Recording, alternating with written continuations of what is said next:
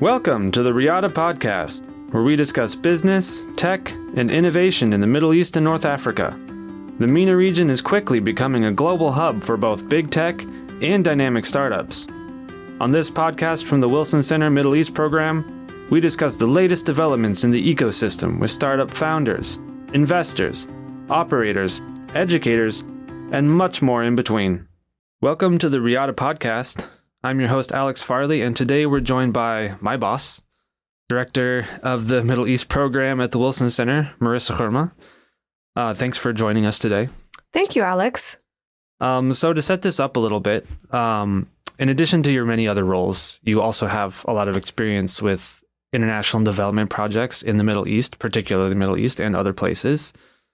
And when you came to the Wilson Center, we did research and wrote a report in 2019 that we called Ready for Work, an analysis of workforce asymmetries in the Middle East and North Africa. And that was based on field work we did in Jordan, Tunisia, and Oman. And one of the most important findings of that report, as I remember, is the weakness across all countries, by the way, was the weakness in the demand side for labor. So there's just simply put, not enough businesses to absorb surplus labor to actually handle unemployment. And when you look a little bit deeper, there's not enough new business creation. So for whatever reason, and we have some details of that in the report, but for whatever reason, there aren't enough new businesses being created. There aren't enough entrepreneurs, and there's not an enabling environment to actually launch new businesses and new ventures. Now, for that reason, and now we're catching up to the subject today and the theme, that's why we launched the Riyada Podcast a few years ago with a focus on entrepreneurship, with support from the U.S. Department of State. And we wanted to focus on this critical question. What does entrepreneurship look like in the region? How it works? What are the strengths? What are the weaknesses? And I know the focus of that year was a lot on stories, like the background for people, like why they're doing what they're doing. And I think looking back, one of the missions was actually showing people that this was possible, that this was necessary, that this was an important thing for the region, important message for the region, and we need more people to follow that example. But you hosted that first year we did the podcast, and you spoke to, we've counted them many times, 50 people in 1 year, which is a little crazy. And they were people from all over the ecosystem. I remember they were entrepreneurs, most of whom, as I remember, were in tech, but also in other fields, hospitality, even in cosmetics and film. And you also talked to government officials and fund managers, people running accelerators, incubators. So kind of all across the spectrum, people involved with obviously very different backgrounds and very different perspectives on this question of entrepreneurship and the development of it. So my first question to you for our listeners today is, looking back at that year, what are the biggest takeaways that you have, that huge data dump of 50 different people? What are your biggest takeaways, and what are the things that really stuck with you based on what they said? Well, first of all, I'm really proud to be passing on the torch over to you, Thank you. So that you can go deeper in conversation with more entrepreneurs, more business women and businessmen to better understand the entrepreneurship ecosystem, but particularly with the focus on technology. I just want to add that it was awesome that half of those we interviewed were also women. Some of them were entrepreneurs and others were either in the funding space or former officials. And I think it's very important to keep that in mind. So some of the takeaways, I think we were very careful to ask at least 3 questions consistently to all the different guests that we had. And that was intentional because we really wanted to build basically a data bank of those experiences, those stories. And I think the first takeaway, which came across from all over the region, is that there's a very strict regulatory environment that contributes to a lot of confusion and delays around business registration, tax laws, the ability to export. Of course, there are variations within the region because the MENA region is not one big monolith. It's very diverse. But in general, there are quite a few regulations, and that becomes extremely difficult to sometimes register a business, especially if the business is not well defined within a particular sector. I remember talking to some social entrepreneurs that said, well, we had to go to the Ministry of Social Development, but also other ministries because they couldn't really place the business. Right. And of course, ease of doing business is key to ensuring that you are building a robust entrepreneurship ecosystem. So that definitely came across.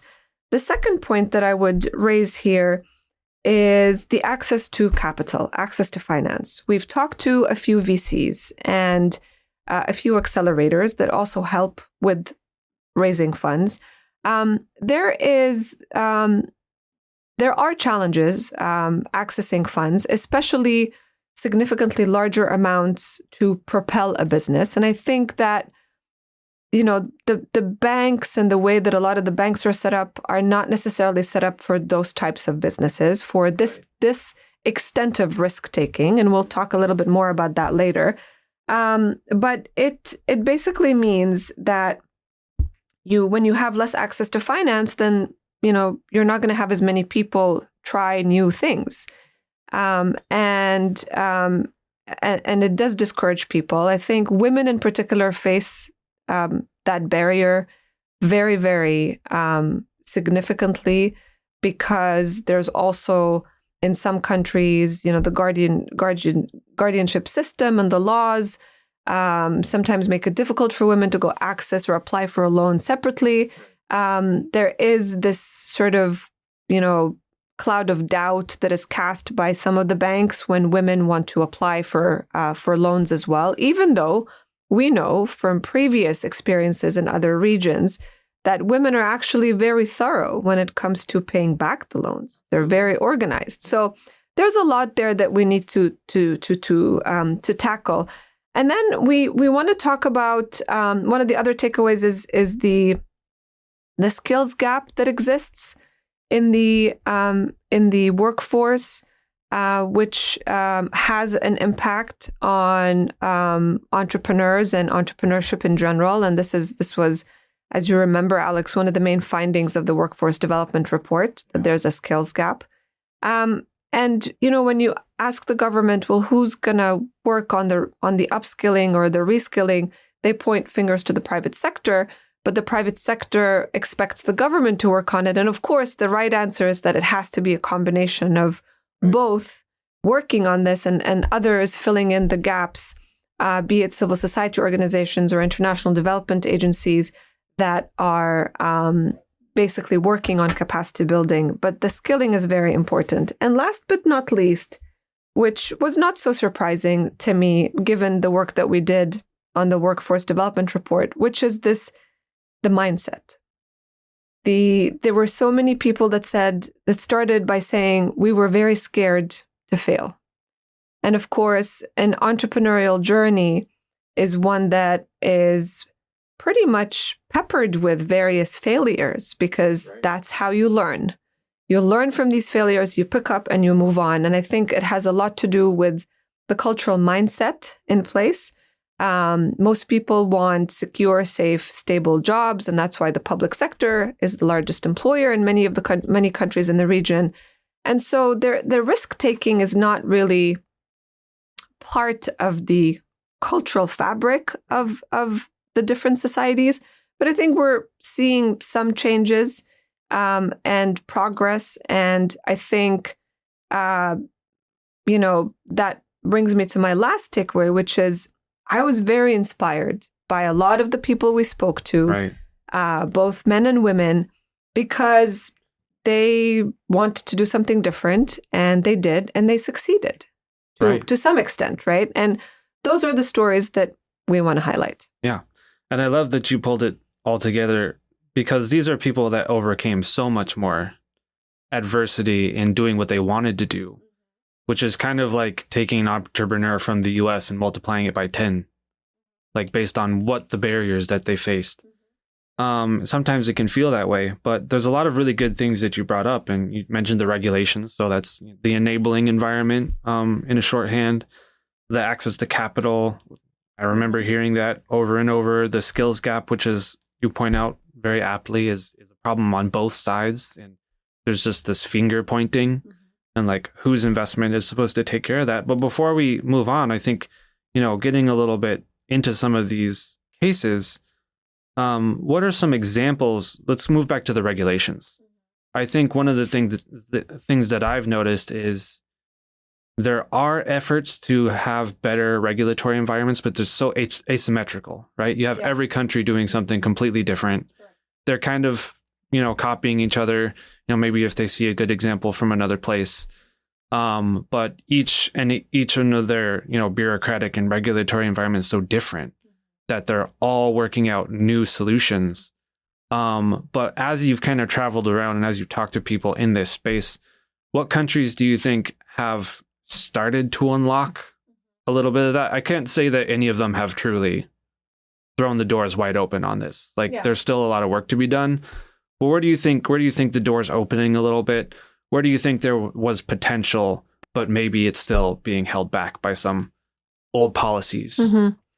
I think the UAE has been leading the way in this regard, providing a slightly wider open door for entrepreneurs. But what they also offer, in addition to the ease of registering a business, because it's work in progress, is access to capital, which is why we see many young entrepreneurs from various parts of the Middle East, especially the Levant and North Africa, start working on their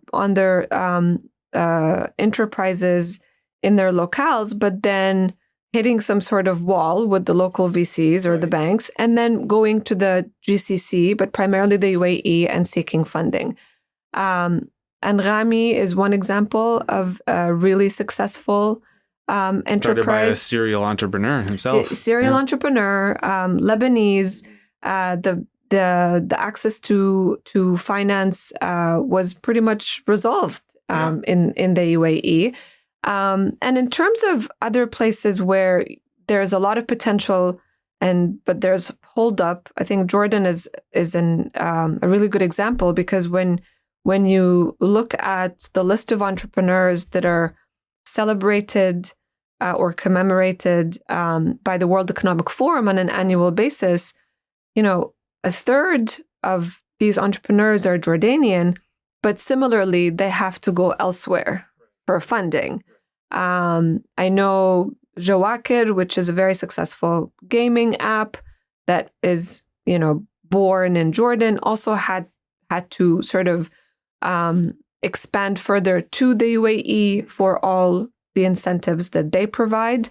And of course, they ended up being sold by a Swedish company, and that was a very successful investment, right? Huge exit, exactly. So one other thing I want to lift up is in Tunisia, because they worked really hard to put together and pass the Startup Act, and that really introduced the whole idea of basically what a startup is and why we need to provide incentives for local entrepreneurs, young entrepreneurs. And that was 2017. And other countries in the region are also looking at similar legislation, similar to the Startup Act. But those are good examples that we need to lift up in our publications and in our discussions, because if it's working in one place, then we should try it somewhere else and move it forward. Yeah. And these are great examples. Like the UAE, we know now you can start a business by opening an app and literally doing that on the same day. So they've set a huge new course. What I want to pick out here before, there's a lot of other issues to talk about, but something that always kind of hurts my brain. It's a really big challenge that I see, especially when you talk to people on the government side. Obviously, from a state standpoint, the focus is on jobs and also, wealth and money in the economy. That's all very important. And then you have a place like Jordan, which actually generates so many skilled people and also a lot of these entrepreneurs. And there's kind of, there's two conversations about should they stay or should they go? Because we know kind of the facts of both. Like if they stay, they can develop their enterprises, but they'll hit a barrier. Yeah. Like, Jordan's a market of about 10 million. Yeah. It has some connectivity to other markets, but, honestly, it's not as good as it could be. Right. And that's the bigger question, right? Like if the region was more integrated, if commerce moved a little bit more freely, then you wouldn't have this problem as much. But that's why you highlight, people go to the UAE. Mm-hmm. So we're just wondering, as you've kind of observed this for yourself, kind of what do you see? How do you see that transition? How do you think countries and businesses can find that middle ground of allowing some business mobility, but making sure the focus is on growing markets and developing jobs and pushing development? I think the middle ground is doing both, staying and opening up other offices elsewhere where you have access to finance as well as a less restrictive regulatory environment. Right. If you establish your HQ in Tunis, for example, you could still have other branches elsewhere in the GCC and benefit from their ecosystems. And I think that is how you slowly start to build out a more integrated regional ecosystem. Yeah. Because, one of the things that also popped up in our conversations with a lot of the entrepreneurs we talked to is that they needed their own community of entrepreneurs to exchange ideas, to learn from their, each other's failures. And there are some regional communities, but not enough. And these networks are very, very important. And one way to do this is exactly that, where I love that,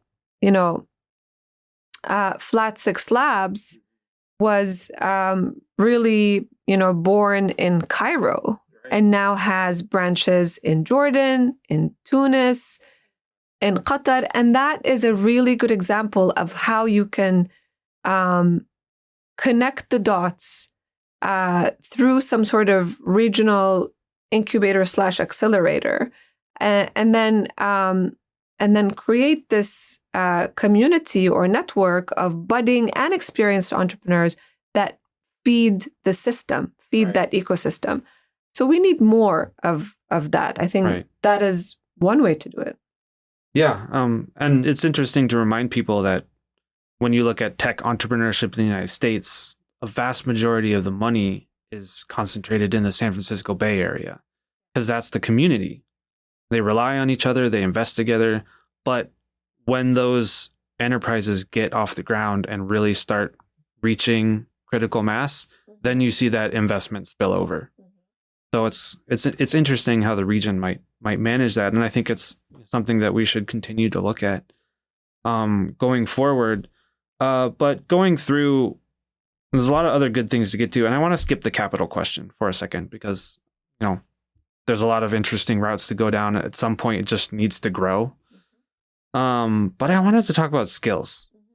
I think that's another one of the things that bugs me the most is like, you have that either or scenario. Like the government has to develop the educated workforce and the private sector hires it. And then that workforce has to be ready for the private sector. And one of the most interesting things I found when we did this in 2019 was that a lot of times the private sector leaves positions open. Even though you have unemployment is high, you have tons of people who would take a job, but you won't hire because that person can't do what you want to do. And that's an interesting paradox. But also at the same time, you hear a lot of feedback. I've heard it from the same meetings I think that we were in from people in government or people high up in private sector. Like, why should we be doing that? Yeah.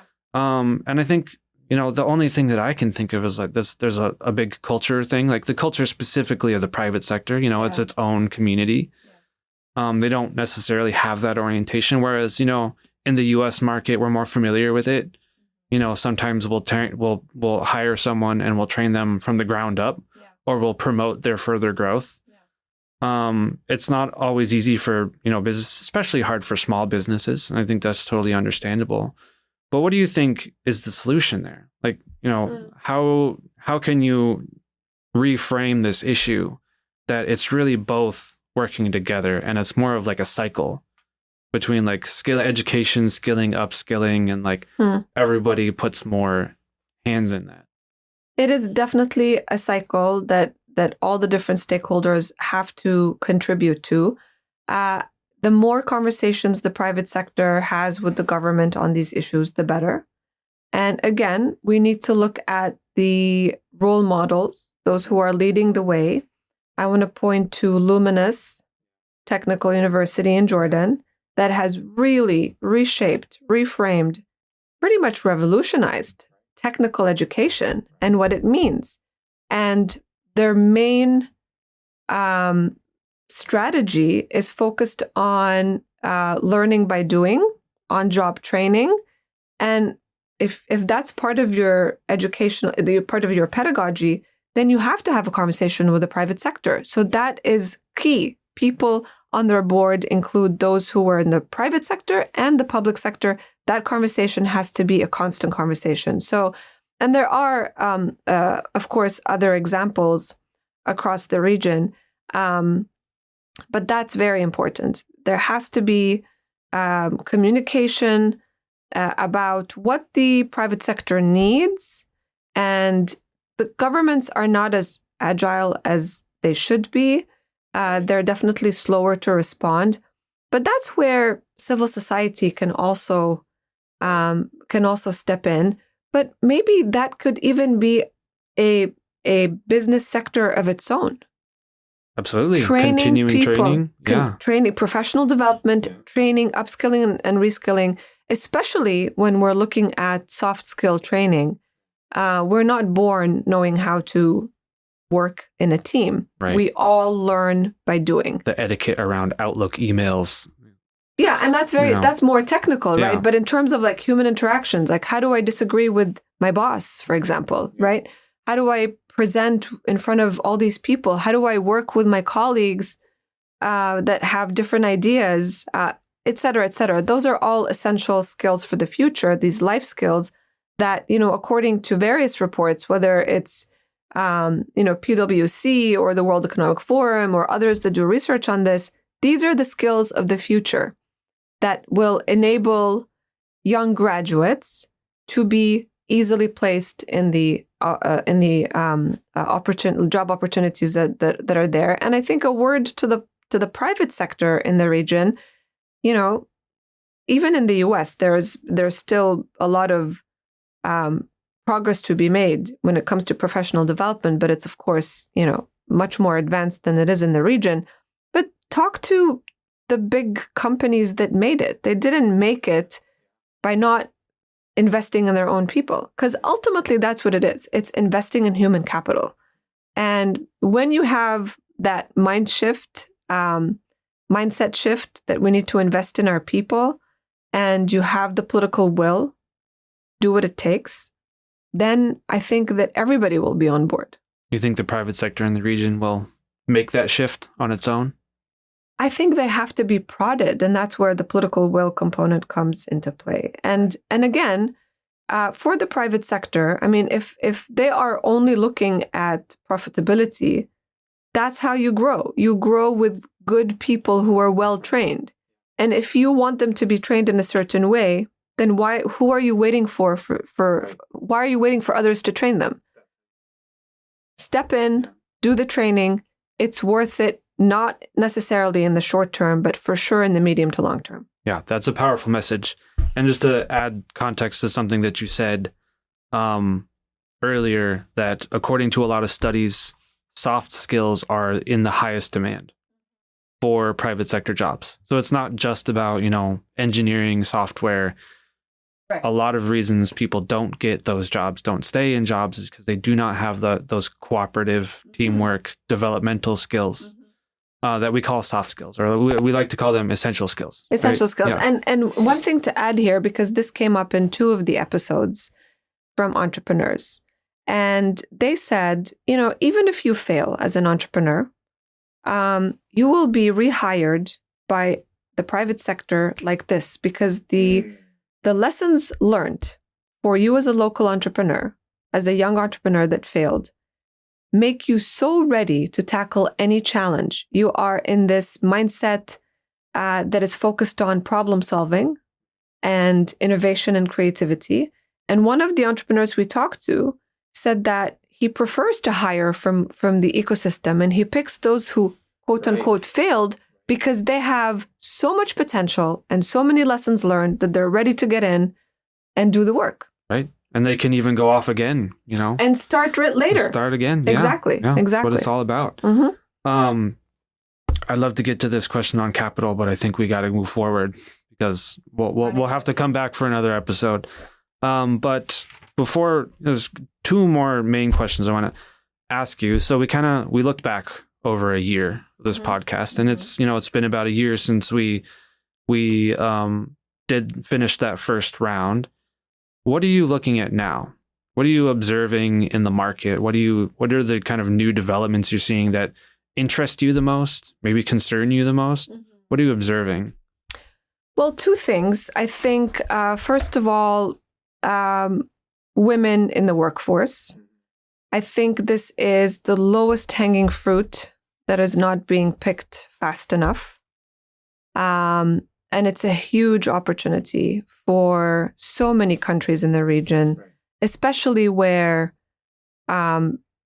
female graduates are accomplishing so much more than their male counterparts. Even if we just look at the numbers, there are more women graduating tertiary education than men, including in STEM. For example, in the GCC, 60% of those graduating are in STEM. And if you just look at the numbers in the US for engineering, it's at 20%. So there is a huge opportunity, but there's so many different barriers. Of course, again, there are countries that are doing so much better than others. Saudi Arabia managed to frog leap significantly when it comes to female labor participation. Other countries like Jordan continue to struggle. But this is something that we need to keep on tracking, precisely because it has so much potential. And the second thing that I'm tracking, and I think, you and other colleagues at the Middle East program are doing this work, is to look at the role of technology and just the digital space across the region, how the digital economy is growing in various parts of MENA, how countries like the UAE, Saudi Arabia, Qatar, and Bahrain are really investing a lot in technology. The UAE especially, they're, I think, the only country in the region that has an AI minister and a robust national strategy for AI that is being implemented. It's not just something that they were asked to do and are, that sits on some website. And we have to look at the new partnerships that are emerging between U.S. tech companies and regional companies because it's a budding sector. So those are the things that I'm watching closely, trends that we have to look at and learn more about by bringing in a lot more voices from the region. Right. But also encouraging more dialogue between the U.S. private sector and the private sector in the region. Yeah, and that's a huge opportunity. I think one of the examples you're referring to is G42. Yes. In the UAE, which got, I think, $4 billion from Microsoft. Microsoft, yes. Which was a huge development. Of course. And that's one of the best ways that we can work together. I think one thing, I'll just add an interesting detail. When I saw an interview with the CEO of G42, and one of the things that they're doing is developing large language models, which is what the technology ChatGPT is based on and all that, developing it for less represented languages. less represented on the internet because ChatGPT works because it's all in English and it's a model based on English. And they developed the first Arabic model, and now they're working on other languages to make it more inclusive. So that's why these kinds of investments and partnerships really matter, because it can change how this technology develops and how it influences society in so many other places, especially emerging markets and developing countries. But before I get to my last question, I want to go back to this issue of women, because I know that the UAE, 60% of STEM graduates were women, but they're not getting the jobs. And they're also not represented highly among startup founders. So on one hand, you have established companies aren't hiring them enough, even though they have maybe the resources. And then on the other, you have, for whatever reason, these women don't find the freedom or encouragement to go off on their own and maybe establish some of these ventures. And I think this is such an important question because all of that investment, all that time going into the skills that are needed most just disappear when that woman who got that training doesn't work in the private sector, doesn't get the job, or doesn't try to start something new. So what are some things that companies really need to look at? Like, what's your pitch to a company to say, like, you should do this? You should hire these people and you should make it possible for them to contribute. Well, address some of the barriers that women face. And I think, again, there are variations across the board. But maybe governments in the GCC are a bit more adaptive when it comes to issues like childcare services. Right. But the private sector needs to be also more adaptive and more inclusive and more open to, for example, providing childcare services where needed. And because that is a huge barrier. Creating a family-friendly work environment where there's more flexible schedules, where women leave early or parents leave early. Right? This is not solely a role that women should occupy. And then I think when it comes to not just hiring, but it's about ensuring that women stay and advance in the workforce, that they reach managerial positions higher and higher, which is missing from the private sector.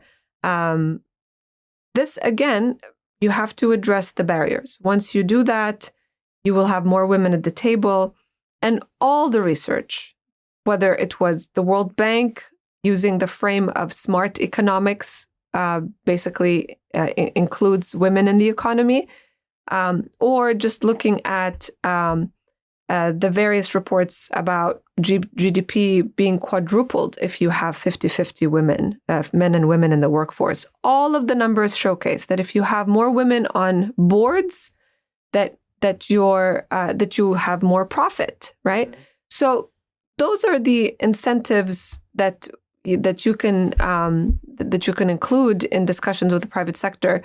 But the key is to ensure that there's space for these discussions, that you're not talking at them, you're talking with them. And I would encourage women entrepreneurs and women leaders in the region to have these conversations, to make sure that those are the issues that are in their talking points, because they are role models that others look to. So enabling women, and kind of going back to the skills question too. Yeah. Investing in human resource development, money directly to employees to get better trained, to help women stay and advance, it's worth it. Absolutely. Yeah. Now, the last question is kind of a two-parter. And, we're here in Washington, D.C. We started having this conversation, 5-6 years ago. But I always think it's important to reiterate, why is this an important conversation to be having now? And the other part of that is, what are you excited for next year for the podcast? Why should we have this conversation now? This past 13 plus months has been a very difficult and very painful year for the region. With the Hamas attacks on October 7th of last year, that basically triggered Israel's war in Gaza, and now in Lebanon, and the direct confrontation between Iran and Israel, and then, various regional conflicts that have been activated through the different proxy networks that Iran supports. So it's been a difficult year of loss, of pain. And I think that's precisely why we need to double down on this work that is already happening. We cannot stop the economy. A lot of the regional economies have been impacted by conflict and war. The World Bank just published their economic update for the MENA region. And the first message that the Vice President, Ousmane Dion, highlighted was that you cannot have economic development or growth when there are so many conflicts that are ongoing. So peace and security are prerequisites for economic development. At the same time, there are opportunities that we need to tap into. And that goes back to my earlier point about what we're seeing with technology and the lowest hanging fruit with educated women just ready for work and ready to lead. They're ready. And what am I excited? I'm really excited to listen to all the episodes that you have lined up, to go a little bit deeper in conversation, because, when we kicked off Riyada, the goal was to just get a taste of what's out there, right. Meet as many entrepreneurs and stakeholders in the entrepreneurial ecosystem as possible, get a sense of their story. But it was very difficult to have in-depth conversations. So I'm, again, proud to be passing on that torch to you. I'm pretty sure you will have great discussions, and that we will learn, not only for the sake of, feeding those lessons to folks in the region, but also to inform policymakers here in Washington that are working on all of these different themes with the region. Right. And I would just add, the United States is the country that people look to. Correct. To learn how this works. And of course, it's going to look different everywhere, but, we have investment, we have know-how, we have innovation, we have technology. It's important for the audience here too. Absolutely. And I love what you said. Like that first year was just a taste. Yes. And there's still so much more to learn. So we heard about so much. We heard about skills. We heard about technology. We talked a little bit about regulation and some of the new things that are being tried. And I'm really excited to get into more content. So thank you for joining us. Good luck. And I think we'll be on again soon. Sounds good. Thank you, Alex. Yeah.